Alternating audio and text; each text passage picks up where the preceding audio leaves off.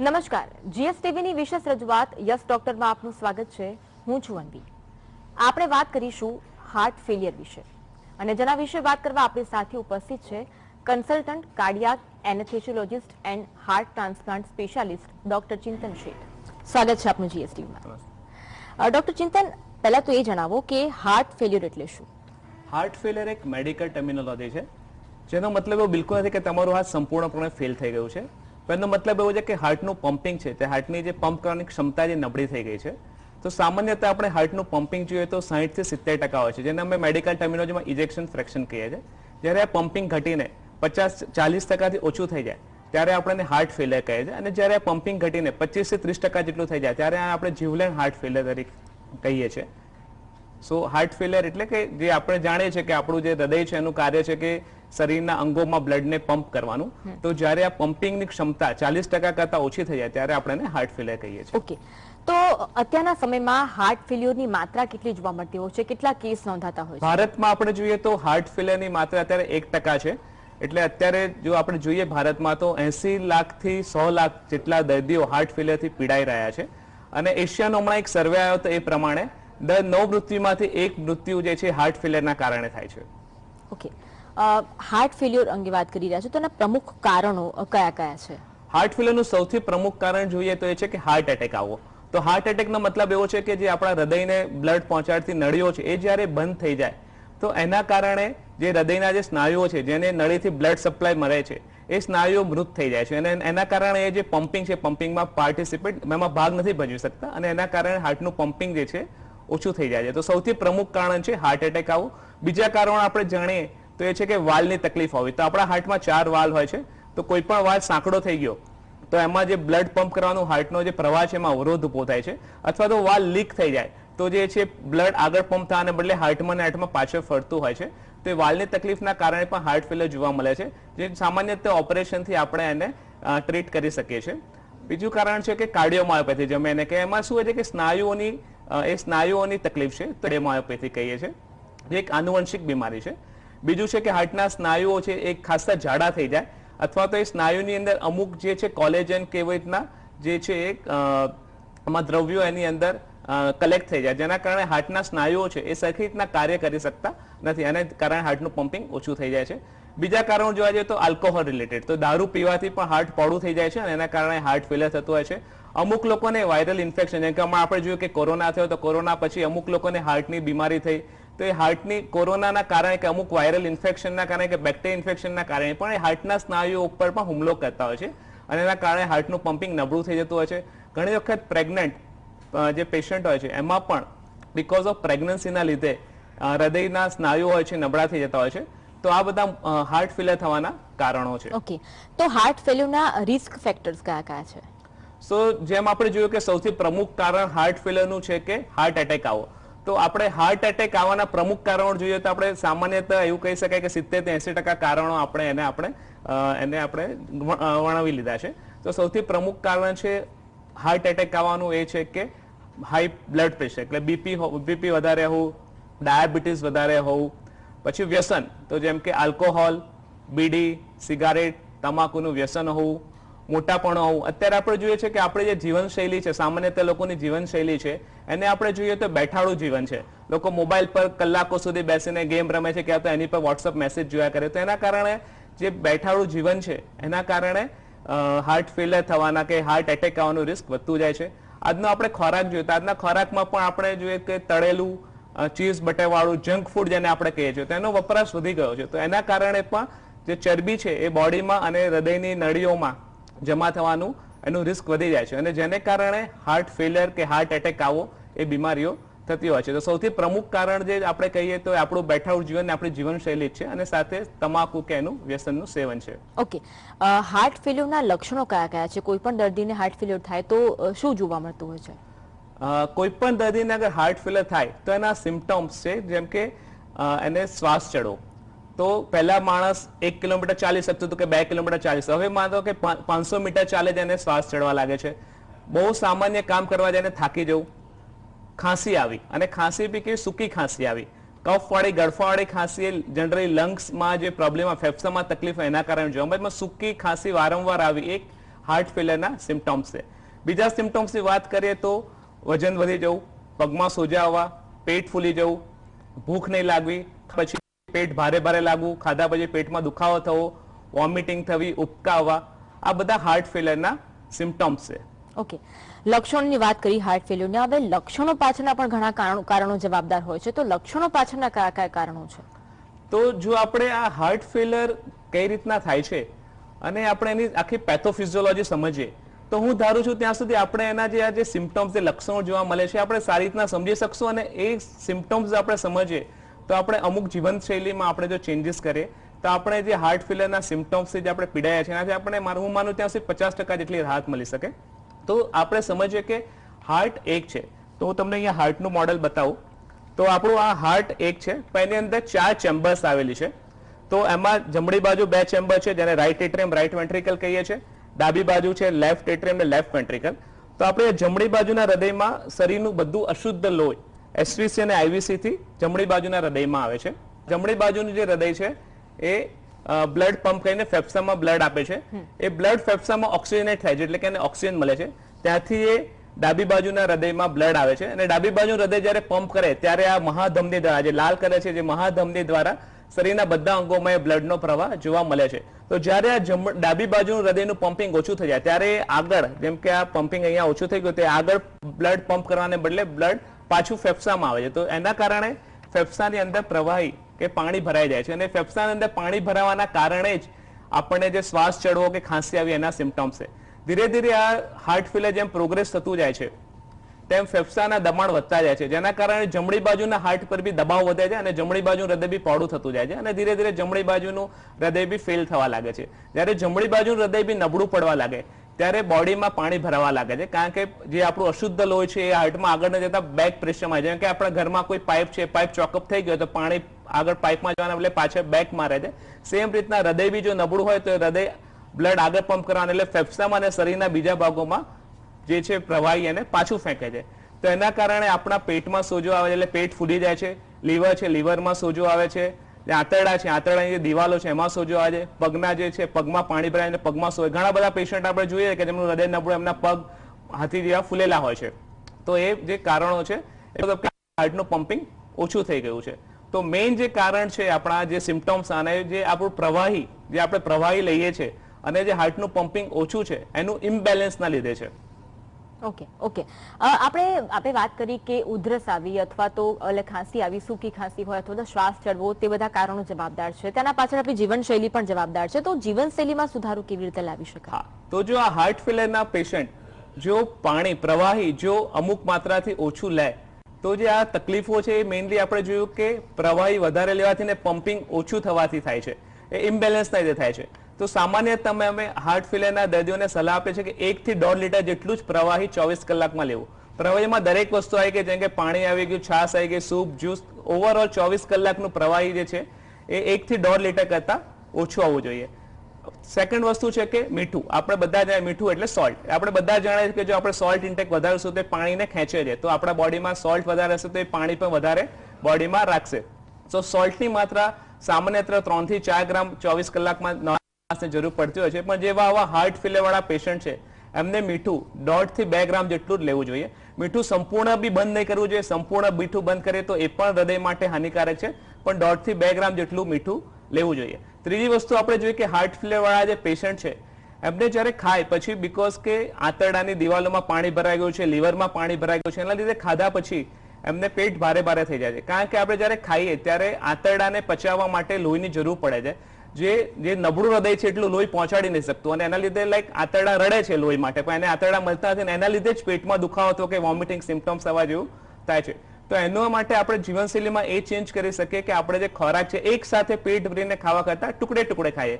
તો દર 2 કલાકે થોડું થોડું ખાઈએ. જેમ કે સવારે આપણે 8 વાગે નાસ્તો કરીએ, જમવામાં 10 વાગે 2 રોટલી લઈએ, 12 વાગે બીજી 2 રોટલી લઈએ, 2 વાગે દાળ ભાત લઈએ. તો એક સાથે પેટ ભરીને 4 રોટલીને દાળ ભાત ખાવા કરતા જો આપણે ટુકડે ટુકડે દર 2 કલાકે થોડું થોડું ખાઈશું તો હાર્ટ પર એક સાથે લોડ નહીં આવે.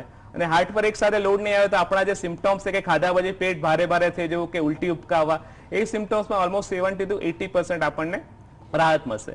ચોથી વસ્તુ છે કે જે આપણા વ્યસનો છે, વ્યસનનો સંપૂર્ણ ત્યાગ કરવો પડે. એક વાત હાર્ટનું પમ્પિંગ 30-40% ઓછું થઈ ગયું ને તો પણ આપણે જો દારૂ પીવાનું, બીડી સિગરેટ પીવાના જો ચાલુ રાખીએ તો ચોક્કસપણે આપણા જે હાર્ટ ફેલિયરના સિમ્પટમ્સ એમાં વધારો કરશે. એટલે વ્યસનયુક્ત થવું તો એકદમ જરૂરી છે. પાંચમી વસ્તુ જોવા જઈએ તો એક્સરસાઇઝ. તો આપણે લાઇટ એક્સરસાઇઝ કરવી જોઈએ. આપણે કોઈ પણ એવું કાર્ય ના કરવું જોઈએ કે કોઈ એવી એક્સરસાઇઝ ના કરવી જોઈએ કે જેથી આપણો શ્વાસ ચડી જાય. તો એવું થાય એટલે સુધી એક્સરસાઇઝ નહીં કરવી, પણ લાઇટ એક્સરસાઇઝ, મેડિટેશન, યોગા એ દરેક વસ્તુ જો આપણે જીવનમાં અપનાવીએ તો આપણને હાર્ટ ફેલિયરના સિમ્પટમ્સમાં ફાયદો થતો હોય છે. બીજી જીવનશૈલીની વાત કરીએ તો હાર્ટ ફેલિયરના જે દર્દીઓ છે એમને વેક્સિન, જેમ કે ઇન્ફ્લુએન્ઝા વેક્સિન છે કે કોવિડ વેક્સિન છે, ન્યુમોકોકલ વેક્સિન છે, એ વેક્સિન સમય અંતરે ડોક્ટરની સલાહ મુજબ લેવી જોઈએ. કારણ કે જો આવા દર્દીને જો ઇન્ફેક્શન લાગે, ચેપ લાગે તો એ દર્દી માટે એમાંથી બહાર આવવું થોડું મુશ્કેલ થતું હોય છે. તો આ બધી જીવનશૈલી જો આપણે અપનાવીએ તો જે હાર્ટ ફેલિયરના સિમ્પટમ્સ છે એમાં આપણને ખાસી હદે ફાયદો થતો હોય છે. હાર્ટ ફેલિયર વિશે વાત કરી રહ્યા છે, ખૂબ સુંદર માહિતી આપી રહ્યા છો. આગળ સારવાર અંગે પણ માહિતી મેળવીશું, કઈ કઈ દવાઓ ઉપલબ્ધ છે તે અંગે પણ માહિતી મેળવીશું. આપ જોડાયેલા રહેજો. તો યસ ડોક્ટરમાં આગળ પણ ચર્ચા કરીશું, રોકાઈશું. બ્રેક બાદ સ્વાગત. આપ જોઈ રહ્યા છો યસ ડોક્ટર, જેમાં વાત કરી રહ્યા છે હાર્ટ ફેલિયરની. આપણી સાથે ડોક્ટર ચિંતન શેઠ ઉપસ્થિત છે. ડોક્ટર ચિંતન, આપણે હાર્ટ ફેલિયર અંગે વાત કરી રહ્યા છીએ. હવે હાર્ટ ફેલિયર દર્દીઓ માટે કેવી કેવી સારવાર ઉપલબ્ધ છે તે અંગે માહિતી આપશો. આજના જમાનામાં મેડિકલ સાયન્સ એટલું પ્રગતિશીલ છે. આપણે બી દુનિયા જેમ કે અમેરિકા છે કે યુકે છે એની સાથે જ આપણે કંધો મલાઈને મેડિકલ સાયન્સમાં ચાલી રહ્યા છે. તો અત્યારે ઇન્ડિયામાં હાર્ટ ફેલિયર માટેના દરેક ઓપ્શન્સ જે દુનિયામાં અવેલેબલ છે એ ભારતમાં પણ સંપૂર્ણપણે આપણી પાસે અવેલેબલ છે. તો સૌથી પહેલા હાર્ટ ફેલિયર માટે જે ટ્રીટમેન્ટ છે એ છે જીવનશૈલીમાં સુધારા, જે આપણે એના વિશે વિસ્તૃતમાં મેં તમને માહિતી આપી. જીવનશૈલીમાં સુધારા સાથે દવાઓ પણ એટલી જ અગત્યની છે. તો એ દવાઓ જે છે કાર્ડિયોલોજિસ્ટ છે જેના એક્સપર્ટ કહેવાય, ક્યાં તો હાર્ટ ટ્રાન્સપ્લાન્ટ સ્પેશિયલિસ્ટ જેના એક્સપર્ટ કહેવાય, એ દવાઓ માટે પ્રિસ્ક્રાઇબ કરે છે. દવાને આપણે બરાબર લેવી એ અત્યંત જરૂરી છે. તો દવાની વાત કરીએ તો હું દવાના નામ નહીં આપી શકું, પણ બ્રોડ સ્પેક્ટ્રમમાં કહું તો એક હોય છે બીટા બ્લોકર, જે હાર્ટની ગતિ છે, હાર્ટની ગતિને નિયંત્રણમાં રાખે. કારણ કે સામાન્યતઃ જ્યારે હાર્ટ ફેલ હોય ત્યારે હૃદયના ધબકારા વધી જતા હોય છે, ક્યાં તો ઘણા બધા કેસમાં હૃદય પહોળું થવાના લીધે હૃદયની ગતિ હોય છે અનિયમિત થતી હોય છે. અને હૃદયની ગતિ અનિયમિત થાય અને ધબકારા વધી જાય એ એક મુખ્ય કારણ છે કે હાર્ટ ફેલિયર પેશન્ટમાં સડન કાર્ડિયક ડેથ થાય. આપણે ઘણી વખત સાંભળ્યું છે કે બા કે દાદા કે કોઈ જેને હાર્ટ ફેલિયરની તકલીફ છે સૂતા હોય રાતના અને સવારે ઉઠ્યા ના હોય, તો એ જે જ્યારે આવું દર્દીને થાય છે એનું મુખ્ય કારણ હોય છે સડન કાર્ડિયક ડેથ. અને એનું મુખ્ય કારણ હોય છે કે હૃદયના ધબકાર અનિયમિત થવા, જેને અમારી ભાષામાં એરિથમિયાસ કહીએ છીએ. તો બીટા બ્લોકર નામની જે દવા છે જે આ હૃદયના ધબકારાને નિયંત્રિત રાખે છે અને જે હૃદયની ગતિ જે અનિયમિત થાય છે એને પણ કંટ્રોલમાં રાખી શકે છે. બીજી જે દવા આવે છે કે ડાયુરેટિક્સ. ડાયુરેટિક્સનું કામ છે કે આપણા બોડીમાંથી જે પ્રવાહી છે, જે આપણે પહેલા વાત કરી કે આપણા જે મેઇન જે હાર્ટ ફેલિયર રિલેટેડ જે લક્ષણો કે સિમ્પટમ્સ છે એ પ્રવાહી બોડીમાં વધારે હોવાના કારણે થાય છે. તો એ ડાયુરેટિક દવા છે જે બોડીમાંથી એક્સ્ટ્રા જે ફ્લુઇડ છે, એક્સ્ટ્રા જે પ્રવાહી છે એને કાઢવાનું કાર્ય કરે છે, જેથી હાર્ટ ફેલિયરના સિમ્પટમ્સમાં આપણને ફાયદો જોવા મળે છે. ત્રીજા ક્લાસની દવા છે એ છે કે વાઝોડાયલેટર્સ. તો એની અંદર એન્જિયોટેન્સિન રિસેપ્ટર બ્લોકર્સ કે એસી ઇનિબિટર્સ દવા છે કે જે હૃદયની નળીઓનું દબાણ જે છે આપણું બ્લડ પ્રેશર એ થોડું ઓછું કરે છે, જ્યાં લીધે જે ફેલિંગ હાર્ટ છે કે જે હાર્ટ પમ્પિંગ બરાબર નથી કરી શકતું, હાર્ટને હૃદયની શરીરની નળીઓ સામે બ્લડને પંપ કરવાનું છે, તો એ જો નળીઓનું દબાણ આપણે થોડું ઘટાડીએ તો હાર્ટ છે સાહિત્યના એની સામે પંપ કરી શકે છે. તો મુખ્યત્વે આ ત્રણ દવાઓ હોય છે. બાકી ઘણી બધી અત્યારે એડવાન્સ મેડિકલ સાયન્સ છે, એટલી એડવાન્સ દવાઓ છે કે જેમાં હાર્ટ ફેલિયર માટે આપણને ઘણા બધા ઓપ્શન્સ અવેલેબલ છે. આપણે દવાઓની વાત કરી, એ સિવાય હાર્ટ ફેલિયરને કઈ કઈ સારવાર આપવામાં આવતી હોય છે તે અંગે પણ માહિતી આપશો. તો હાર્ટ ફેલિયર દર્દીમાં સૌથી પહેલા કીધું કે જીવનશૈલી સુધારા, પછી આવી દવાઓ. હવે દવાઓ ને જીવનશૈલી સાથે પણ હજી પેશન્ટને સિમ્પટમ્સ છે. ક્યાં તો મેં તમને જણાવ્યું એમ કે હાર્ટ ફેલિયર દર્દીઓમાં હૃદયની ગતિ અનિયમિત થઈ જાય છે. તો હવે એવા ડિવાઇસીસ અવેલેબલ છે જે ડિવાઇસની મદદથી આપણે હાર્ટની ગતિને જે અનિયમિત છે એને નિયમિત કરી શકીએ છીએ. તો એક ડિવાઇસ છે એઆઈસીડી. તો એઆઈસીડી ડિવાઇસનું ફૂલ ફોર્મ છે ઓટોમેટેડ ઇન્ટરનેટ કાર્ડિયોવર્ટર ડિફિબ્રિલેટર. તો એ ડિવાઇસ અહીંયા આગળ જે આપણે ગળાની નસ છે ત્યાંથી આપણે હૃદયની અંદર એવા ડિવાઇસ લીડ્સ મૂકવામાં આવે છે. તો એનું કાર્ય છે કે જ્યારે હૃદયની ગતિ અનિયમિત થાય તો એ ડિવાઇસ એક હૃદયની અનિયમિત ગતિનું એક તો એ ડિટેક્ટ કરશે, ડાયગ્નોઝ કરશે અને જો જરૂર લાગે તો શોક પણ આવશે, તો અંદર શોક બી આવી જશે. અને જેનાથી જે આપણે બહાર તમે જોયું હશે કે ઘણી વખત દર્દીને જ્યારે હૃદયની ગતિ અનિયમિત થાય અને હાર્ટ બંધ પડે ત્યારે શોક આપતા જઈએ, સેમ વસ્તુ ડિવાઇસ અહીંયા ડિવાઇસ હશે અને એ હૃદયમાં જઈને એને શોક પણ આપશે. બીજું એક ડિવાઇસ આવે છે CRT, સો કાર્ડિયક રિસિન્ક્રોનાઇઝેશન થેરાપી. તો એનું કાર્ય એવું છે કે હૃદયનું જે 3 ચેમ્બર છે, રાઈટ એટ્રિયમ, રાઈટ વેન્ટ્રિકલ અને લેફ્ટ વેન્ટ્રિકલ, એ ત્રણેયને એક સાથે પેસ કરે છે. અને ઘણા કેસીસમાં જેમાં એનું ઇન્ડિકેશન બનતું હોય છે, એમાં અમે જોયું છે કે હૃદયનું પમ્પિંગ 20% કે 25% હોય, તો જો જેમાં આ ડિવાઇસ લાગુ પડતું હોય એમાં પમ્પિંગ વધીને 40 થી 45 કે 50% પણ થયેલું જોવા મળે છે. તો ડિવાઇસીસ જે છે એ દવાઓ સાથે સપ્લિમેન્ટરી કરી જેમાં લાગુ પડતું હોય એની અંદર ખાસો ફાયદો આપતો હોય છે. ઓકે, હાર્ટ ફેલ્યોર દર્દીઓને હાર્ટ ટ્રાન્સપ્લાન્ટની જરૂર પડતી હોય છે, તો એવા કયા કિસ્સામાં દર્દીઓને હાર્ટ ટ્રાન્સપ્લાન્ટની જરૂર પડતી હોય છે? તો આપણે જે જોયું કે જીવનશૈલી ચેન્જીસ થઈ ગઈ, દવાઓ થઈ ગઈ અને આપણે ડિવાઇસ પણ મૂકી દીધા, પણ હજી પેશન્ટને ફ્રિકવન્ટલી સિમ્પટમ્સ કરે છે, મીન્સ હજી પેશન્ટને જે લક્ષણો છે એમાંથી રાહત નથી મળી. તો હાર્ટ ટ્રાન્સપ્લાન્ટ જ્યારે જરૂરી બને છે કે જ્યારે હાર્ટ ફેલિયરની તકલીફ છે અને જેનું કારણ છે એ ઇરિવર્સિબલ છે. ઇરિવર્સિબલ ઇન ધ સેન્સ કે એના માટે હવે બીજું કંઈ થઈ શકે એવું નથી. જેમ કે આપણે કર્યું કે પ્રમુખ કારણ હાર્ટ એટેક આવે છે, પણ હાર્ટ એટેકમાં આપણે એન્જિયોપ્લાસ્ટી કરી શકીએ, બાયપાસ કરી શકીએ, પણ અમુક પેશન્ટ એવા કે જેનું હાર્ટનું પમ્પિંગ 10% જ થઈ ગયું છે અને એમાં જે હવે જે સ્નાયુઓ બચ્યા છે એ 10% છે ને બાકીના 90% સ્નાયુઓ હવે હાર્ટમાં ખલાસ થયેલા છે. તો આવા પેશન્ટ પર એન્જિયોપ્લાસ્ટી કે બાયપાસ ફાયદો થવાનો નથી, કારણ કે સ્નાયુઓ જીવતા હોય તો એને આપણે બ્લડ સપ્લાય ચાલુ કરીએ તો આપણને ફાયદો થાય. પણ જો સ્નાયુઓ મરેલા હોય તો જેમ મૃત માણસ જીવતો નથી શકતો એમ મરેલા સ્નાયુઓ ફરીથી જીવતા થઈ શકતા નથી. તો એવા કેસને અમે ઇરિવર્સિબલ કહીએ છીએ. તો ઘણી વખત વાલના કેસ કે જેમાં હવે આગળ કંઈ ઉપચાર ઉપલબ્ધ નથી અને પેશન્ટના સિમ્ટમ્સ વધતા જાય છે. તો પેશન્ટને જેમ કે 1 વર્ષમાં 2 કે 3 વખત હાર્ટ ફેલિયર સંબંધિત સિમ્ટમ્સ માટે એડમિટ થવું પડે, તો એવા પેશન્ટને હાર્ટ ટ્રાન્સપ્લાન્ટની જરૂર પડે છે. અને આપણે હાર્ટ ટ્રાન્સપ્લાન્ટ કરાવવું એ એક સબ્જેક્ટિવ વસ્તુ નથી, એક ઓબ્જેક્ટિવ એવિડન્સ છે. એટલે અમે એના જે પણ દર્દી હાર્ટ ટ્રાન્સપ્લાન્ટ માટે ક્લિનિકલી એલિજિબલ બને એના માટે અમે VO2 મેક્સ કરીને ટેસ્ટ કરતા હોય છે, જેના એ ટ્રેડમિલ જેવો ટેસ્ટ છે, જેનાથી ખબર પડે કે લંગ અને હાર્ટની ક્ષમતા કેટલી છે. તો એ લંગ અને હાર્ટની ક્ષમતા અમુક કરતા ઓછી હોય તો જ આપણે હાર્ટ ટ્રાન્સપ્લાન્ટ માટે એલિજિબલ બનાવીએ છીએ. ઓકે, એવા કિસ્સાઓમાં કે જે હાર્ટ ટ્રાન્સપ્લાન્ટ શક્ય ન હોય તેવા કિસ્સાઓમાં કેવી ટ્રીટમેન્ટ થતી હોય છે તે અંગે આપણે વાત કરીશું. આપ આગળ પણ જોડાયેલા રહેજો. તો આ સાથે જ યસ ડોક્ટરમાં આગળ વધી રોકાઈ બ્રેક બાદ સ્વાગત. આપ જોઈ રહ્યા છો યસ ડોક્ટર. આ એપિસોડમાં વાત કરી રહ્યા છે આપણે હાર્ટ ફેલિયરની. આપણી સાથે ડોક્ટર ચિંતન શેઠ ઉપસ્થિત છે. ડોક્ટર ચિંતન, જ્યારે પણ હાર્ટ ટ્રાન્સપ્લાન્ટ કરવામાં આવતું હોય છે અને જો એવા કિસ્સાઓ હોય કે જેમાં ટ્રાન્સપ્લાન્ટ શક્ય ન હોય તો બીજા કયા વિકલ્પ હોય છે? તો અમુક દર્દીઓ છે કે જેમાં હાર્ટ, જેમ આપણે પહેલા પણ ડિસ્કસ કર્યું કે હાર્ટ અને ફેફસા એ છે એક સિક્વન્સમાં હોય છે. તો જ્યારે હાર્ટ પમ્પિંગ હાર્ટનું ઘટી જાય ત્યારે ફેફસાના દબાણ ધીમે ધીમે વધતા હોય છે. હવે જો ફેફસાના દબાણ અમુક કરતા વધી જાય તો જે આપણે નવું ડોનરનું હાર્ટ નાખીએ એ નોર્મલ ફેફસાના દબાણ સામે કામ કરવા ટેવાયેલું હોય છે અને એને આપણે સડનલી એને હાઈ ફેફસાનું દબાણ આપી દઈએ તો જે નવું આપણે ડોનર વાળું જે હાર્ટ મૂકીએ તો એ પણ ફેલ જતું રહે. તો જો ફેફસાના દબાણ અમુક કરતા વધારે હોય તો અમે પહેલા એને ચેલેન્જીસ આપીએ છીએ અને જોઈએ છીએ કે જે ફેફસાના દબાણ વધારે છે કે રિવર્સિબલ છે કે ઇરિવર્સિબલ છે. મીન્સ એમાં દવાઓ આપવાથી ફેફસાના દબાણ ઘટાડી શકાય છે કે એ ઘટતા જ નથી. જો દવા આપવા છતાં પણ ફેફસાના દબાણ ઘટતા ના હોય અને અમુક માત્રા કરતા વધારે જ જો ફેફસાના દબાણ રહેતા હોય તો પછી એવા કેસીસમાં અંદર હાર્ટ ટ્રાન્સપ્લાન્ટ છે શક્ય બનતું નથી. તો એવા કેસમાં અત્યારે મેડિકલ સાયન્સ આગળ છે, તો આપણી પાસે કૃત્રિમ હાર્ટ પણ અવેલેબલ છે. તો ટોટલ આર્ટિફિશિયલ હાર્ટ જેમાં આખું હાર્ટ છે મશીન કામ કરશે હાર્ટની જગ્યાએ. બીજા ઓપ્શન છે કે જો ખાલી ડાબી સાઈડનું આપણું હૃદય નબળું છે, જમણી બાજુનું હૃદય એટલું નબળું નથી, તો left ventricular assisting device means એ જ્યારે કે લેફ્ટ સાઈડમાં કૃત્રિમ રીતે સપોર્ટ આપશે.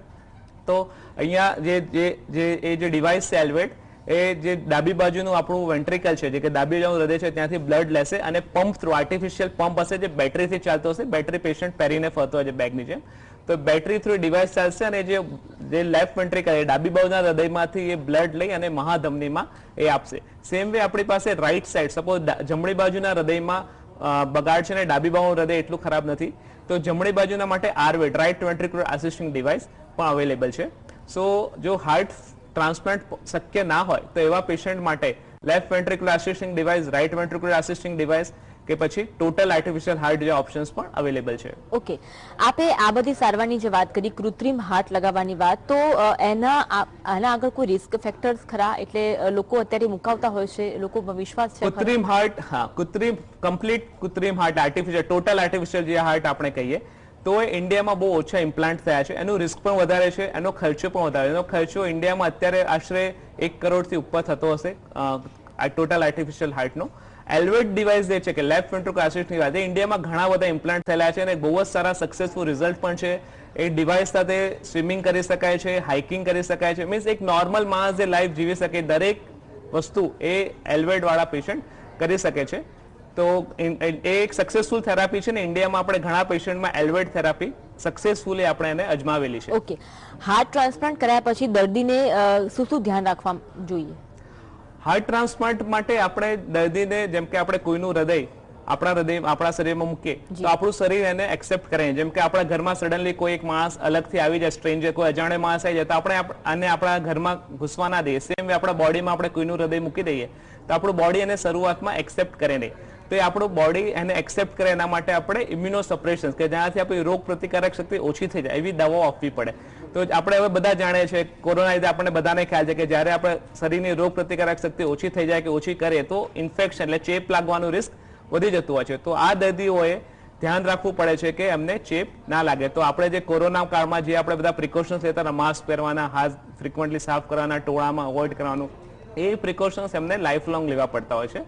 અને બીજું હોય છે કે ઇમ્યુનોસપ્રેશન્સ ડ્રગ એમને લાઈફ લોંગ લેવી પડતી હોય જેથી કે હાર્ટનું રિજેક્શન ના આવે. ઓકે, ઘણા લોકો એવું માનતા હોય છે ને એવું મનાય છે કે વધારે પડતી દવા લેવાથી જેમ કે શરદીની અથવા અન્ય કોઈ બીમારીની દવા લેવાથી તેની અસર હાર્ટ પર પડતી હોય છે, તો એ વાત સાચી છે ખરી? ના, સામાન્યતઃ હાર્ટ પર એવી દવાઓની અસર થતી નથી હોતી. પણ જેમ મેં કીધું કે આપણા બોડીમાં દરેક અંગો એકબીજા સાથે જોડાયેલા છે. એવું હાર્ટ, લંગ, કિડની, લીવર બધું એકલા નથી, અલગ અલગ કામ નથી કર્યા, બધા એક સિક્વન્સમાં કામ કરે છે. તો ઘણી વખત તમે જોયું કે જે સામાન્ય રીતે દુખાવાની દવા હોય છે તેને અમે એનસેડ્સ કહીએ છીએ, non steroidal anti inflammatory drugs જેને કહીએ છીએ. એ દવા લેવાથી કિડની પર અસર પડતી હોય છે અને એનાથી કિડની નબળી પડતી હોય છે. તો સામાન્ય રીતે ડાયક્લોફેનાક કે બ્રુફેન જેવી દવા આપણે જે કોમનલી આપણે દુખાવા માટે યુઝ કરતા હોય છે ત્યાંથી કિડની નબળી પડતી હોય છે. જ્યારે કિડની નબળી પડે ત્યારે પ્રવાહી બોડીમાંથી કાઢી નથી શકતું ને ધીરે ધીરે એની પર હાર્ટ પર ઇફેક્ટ પડતી હોય છે. તો ડાયરેક્ટલી સામાન્યતઃ શરદી ખાંસીની કે દુખાવાની દવાઓથી સામાન્યતઃ હાર્ટ પર અસર નથી પડતી, પણ કિડની કે લીવર ખરાબ કરીને એ દવાઓ પછી હાર્ટ પર દબાવ કરતી હોય છે. કોઈને હાર્ટ એટેક એકથી વધુ વખત આવ્યો હોય તેવા કિસ્સાઓમાં તેવા દર્દીઓને હાર્ટ ફેલ થવાની સંભાવના કેટલી રહેલી છે? આ બહુ જ સરસ પ્રશ્ન છે, કારણ કે ઘણી બધી વખત તમારી પાસે પેશન્ટ આવે છે કે એક વખત એટેક આવ્યો અને નસીબ પરમાત્માની કૃપા હોય કે હજી પમ્પિંગ ઓછું ના થયું, એટલે કે પમ્પિંગ ઓછું થાય, સ્નાયુઓ સંપૂર્ણ મૃત થાય એની પહેલા હોસ્પિટલ પહોંચી ગયા હોય ક્યાં તો નળી ખુલી ગયો એની જાતે અને પમ્પિંગ ઓછું નથી થતું. આવા પેશન્ટ ઘણી વખત એન્જિયોપ્લાસ્ટી કે બાયપાસ જેવી ટ્રીટમેન્ટ કરવા માટે ખચકાતા હોય છે.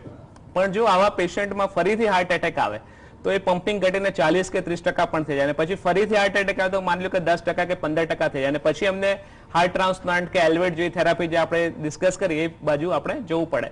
તો જો જ્યારે પણ આવા પેશન્ટ પહેલી વખતે જ એટેક આવે ને ચેતી જાય અને ડોક્ટરની સલાહ પ્રમાણે યોગ્ય ટ્રીટમેન્ટ લે, યોગ્ય સારવાર લે તો આપણે આજે હાર્ટ ફેલિયરનું રિસ્ક છે એમાંથી આપણે બચી શકીએ છીએ. ઓકે, હાર્ટ ફેલિયર થવાના કિસ્સામાં પ્રાથમિક સારવાર કોઈ ખરી દર્દી માટે? આમાં ટાઈમ બહુ જ અગત્યની વસ્તુ છે. તો જ્યારે પણ જેમ કે ઘણા બધા પેશન્ટને વાલની બીમારી હોય, વાલની તકલીફ હોય અને પછી એને નિગ્લેક્ટ કર્યા કરે, 10, 15, 20 વર્ષ સુધી ટ્રીટમેન્ટ ના લે, ખાલી દવાઓથી જોઈએ, કારણ કે જે મિકેનિકલ પ્રોબ્લેમ છે, વાલ સાંકડો થઈ ગયો, દવાથી એ સાંકડો વાલ ખુલવાનો નથી. તમે દવા આપીને સિમ્પટમ્સ તમે થોડા કંટ્રોલમાં કરી શકશો પણ તમે એને પૂરો ખોલી નહીં શકો. તો જે એવા કેસમાં જ્યારે ડોક્ટર સલાહ આપે કે હવે ઓપરેશનની જરૂર છે ત્યારે ટાઈમ નહીં બગાડવો જોઈએ અને વહેલામાં વહેલી તકે ઓપરેશન કરાવવું જોઈએ. ઘણા લોકો 15-20 વર્ષ સુધી ખેંચી રાખે પછી એવો સમય આવે કે જ્યારે હવે ઓપરેશન પોસિબલ ના બને, હાર્ટ બહુ જ નબળું પડી ગયું અને પછી ઓપરેશન ના થાય ને પછી એમને હાર્ટ ટ્રાન્સપ્લાન્ટ કે બાજુ જવું પડે. બિલકુલ. લાસ્ટમાં એક સવાલ પૂછીશ કે ટિપ્સ આપ દર્શકોને શું આપવા માંગશો? સો ટેક હોમ મેસેજ મારો એ રહેશે કે જેમ આપણે જોયું કે સૌથી જો આપણે હાર્ટ ફેલિયરને પ્રિવેન્ટ કરે તો આ બધું ડિસ્કસ કરવાની જરૂરત નથી. તો એના માટે આપણે સૌથી પહેલા તો વ્યસન મુક્ત રહીએ, દારૂ, બીડી, સિગારેટનું વ્યસન કમ્પ્લીટલી પણ બંધ કરીએ, હેલ્ધી લાઇફસ્ટાઇલ આપણે એને એડપ્ટ કરીએ કે થોડો યોગા કરીએ, મેડિટેશન કરીએ, બેઠાવું જીવન ના જીવીએ, મોટાપામાંથી આપણે છુટકારો મેળવીએ. અને જે લોકોને હાર્ટ ફેલિયર થઈ ગયું છે ઓલરેડી એમના માટે ટિપ્સ છે કે પ્રવાહી છે 1 થી 1.5 લીટરથી ઓછું લે, ટુકડે ટુકડે એક સાથે ખાવા કરતા ટુકડા ટુકડામાં ખાવાનું લે, સોલ્ટ છે 1.5 થી 2 ગ્રામ જેટલું લે, વેક્સિન્સ બરાબર લે અને ડોક્ટર જે કે પ્રમાણે ડોક્ટરની સલાહ ફોલો કરે. ડેલી એમનું વજન માપવું બહુ જોઈએ છે. હાર્ટ ફેલિયરના પેશન્ટે ડેલી સવારે પેશાબ કર્યા પછી એમનું વજન માપવું જોઈએ, કારણ કે જો વજનમાં વધારો થતો હોય, જેમ કે આજે 60 કિલો વજન છે અને 2 દિવસમાં 62 કે 64 કિલો વજન થઈ ગયું તો એ વજન ખાવાથી નથી વધતું પણ જે આપણે વાત કરી કે શરીરમાં પ્રવાહી ભરાઈ રહે છે અને એ સોજા આવે છે એને રીતે થયું છે.